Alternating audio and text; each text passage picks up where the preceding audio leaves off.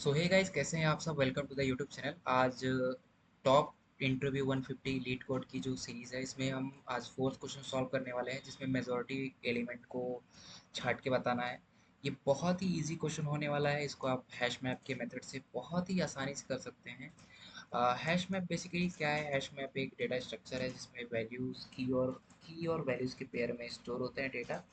तो मैं सबसे पहले क्या करूँगा कि इस नंबर के ऊपर एक हैश मैप क्रिएट कर लूँगा। हैश मैप क्रिएट करने के लिए, सिंस ये इजी लेवल्स के क्वेश्चंस हैं और ये सब क्वेश्चंस जो होते हैं, ये बहुत सारे इंटरव्यू क्वेश्चंस में इंटरव्यू कोडिंग कोडिंग जो राउंड जो होता है उसमें पूछे जाते हैं, और ये हार्ड लेवल के फॉर्म में पूछे जाते हैं। तो मैं यहाँ पे क्या करूँगा, मैप बनाऊँगा। एक सबसे पहले तो मैप डिक्लेयर कर लूँगा। और मैप डिक्लेयर करना तो आप जानते ही होंगे। अगर नहीं जानते हैं तो आप यहाँ पे integer dot java sorry import java dot util dot asterisks को इंपोर्ट करके उसके बाद मैप को आप यहाँ पे डिक्लेयर कर सकते हैं। फिर मैप को डिक्लेयर करने के बाद बेसिकली आपको क्या करना है कि आपको जो है आपका जो इनपुट नंबर है उस पे आपको लूप्स, इनपुट जो नम्स है मतलब जो एरे है उस पे आपको लूप लगानी है। मैंने लूप लगाया और एक एक एलिमेंट को लेके मैं एक मैप को क्रिएट करूँगा पुट मेथड से। पुट मेथड से इसमें क्या होता है, पुट मेथड में एक आपको की देनी होती है और उसकी वैल्यू देनी होती है। तो की तो वही नंबर होगा आई, और उसकी वैल्यू के लिए, वैल्यू निकालने के लिए आपके पास एक गेट मेथड होता होगा। तो गेट और डिफ़ॉल्ट यहाँ पे कॉल कर लेते हैं मैप के साथ, और उसमें की डपी की पास कर देते हैं। अगर की पे वैल्यू नहीं मिला तो ऑटोमेटिकली डिफ़ॉल्ट वैल्यू जो होगा वो जीरो सेट कर दें, ऐसा सेट कर देते हैं। ओके, ये हमारा जो मैप है वो क्रिएट हो गया है। अभी हम डिबगिंग पर्पस के लिए आप यहाँ पे डिबगिंग कि अभी मैप में क्या बन के आया, आप यहाँ पे create system dot out dot print करके आप यहाँ पे चेक कर सकते हैं कि मैं आगे बढ़ सकूँ, कि यहाँ तक वैल्यू सब ठीक है। मैप को अगर मैं प्रिंट करूँ तो मुझे, मेरे हिसाब से जो मैप होना चाहिए वो इस तरीके से आना चाहिए, अकॉर्डिंग टू द नम्स। ये इस वाले क्वेश्चन से, क्योंकि ऐसे होना चाहिए, 3 = 2, 3 = एंड कॉमा 2 = 1। देखते हैं क्या आता है। ओके,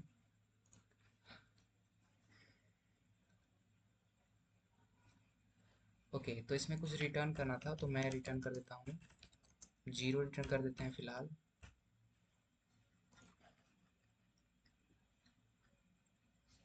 हाँ, तो 2 = 1 और 3 = 2। ओके, तो डिबगिंग हमारा बिल्कुल सही से चला, अपना आउटपुट भी अपने हिसाब से ही आया, थोड़ा सा इधर उधर आया, लेकिन आउटपुट बिल्कुल ही एकदम अच्छा आया जैसे हमने सोचा था। फिर हम क्या करेंगे, फिर टू मतलब इसका ये मतलब इसका ये सेंस है ना कि इस नंबर में दो एक बार है और तीन दो बार है। तो अब हम क्या करेंगे, फिर से इस पे लूप लगा के और गेट करेंगे अगर उसकी वैल्यू, इसमें क्या है क्वेश्चन में, मेजोरिटी एलिमेंट। तो अब गेट करेंगे ना, तो अब गेट करने के लिए गेट मैप के साथ गेट यूज करूंगा। गेट में तीन पास करूंगा। अगर इस तीन की वैल्यू ग्रेटर देन 1 आ गई तो मैं क्या करूंगा, उसी को रिटर्न कर दूंगा। ठीक है, तो मैं फिर से एक लूप लगाता हूँ, इंट आई कॉलन नम्स, नम्स पे लूप लगेगा। ओके,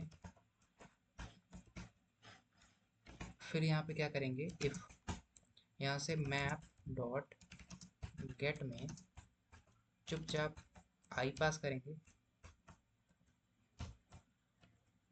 आई पास करके अगर इसकी वैल्यू यहाँ पे आप चेक कर लीजिए, इसमें मेजोरिटी एलिमेंट आपको भी लग रहा होगा कि जो रिटर्न होना चाहिए वो 3 होनी चाहिए।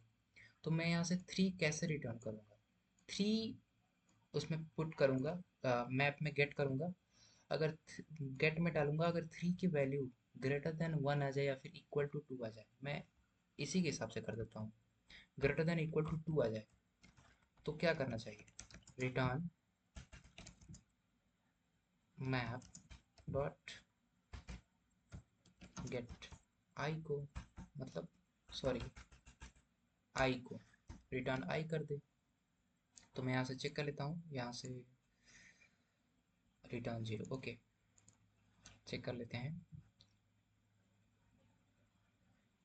ओके, तो दोनों केसेस हमारे पार हो चुके हैं। इसमें देखते हैं हमने कितने परसेंट लोगों को बीट किया। अपना सोल्यूशन तो 5-6% लोगों को ही बीट कर पाता है। इसमें देखते हैं।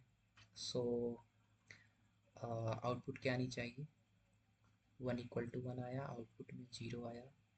अगर एक ही एलिमेंट है तो एक्सपेक्टेड होनी चाहिए 1। तो अगर यहाँ पे चेक कर लेते हैं कि जो एक और इसको बोलते हैं edge cases. Edge cases, edge cases ना मतलब अपनी कोड हर जगह रन करेगी, कॉर्नर में थोड़ी सी जाके वहाँ पे प्रॉब्लम क्रिएट करता है, तो उसको एज केसेस को भी अपने कोड में हैंडल करना पड़ता है कि अपना कोड एफिशिएंटली चले। और हमने 31 केसेस को पार कर लिया है। तो अभी हम क्या करेंगे ना, अभी हम सिंपल अपने एरे में अगर चेक कर लेंगे, यहाँ पे फॉर लूप लगाने की कोई ज़रूरत नहीं है। अगर नम्स की जो लेंथ है ना, अगर 1 के इक्वल है या फिर लेस देन, हाँ 1 के इक्वल है, तो आप क्या करो, रिटर्न नम्स का जो आई है, जीरोथ है, वो रिटर्न कर दो। अभी देखते हैं हमने कितने परसेंट लोगों को बीट किया इसमें। चेक कर लेते हैं।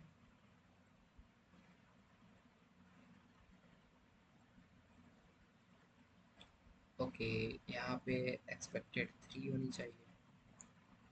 और greater than maps dot gate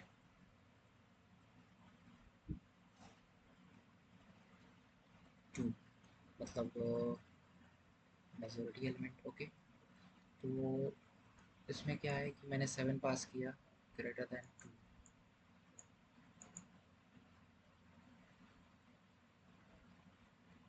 okay, इसकी वैल्यू तो 3 है। चेक कर लेते हैं।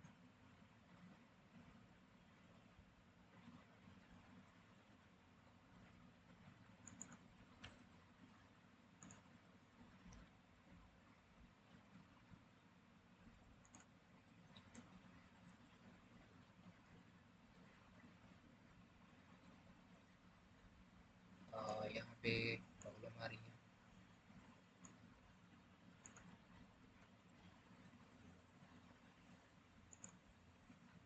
तो इसको प्रॉब्लम को सॉल्व करने की कोशिश करते हैं हम।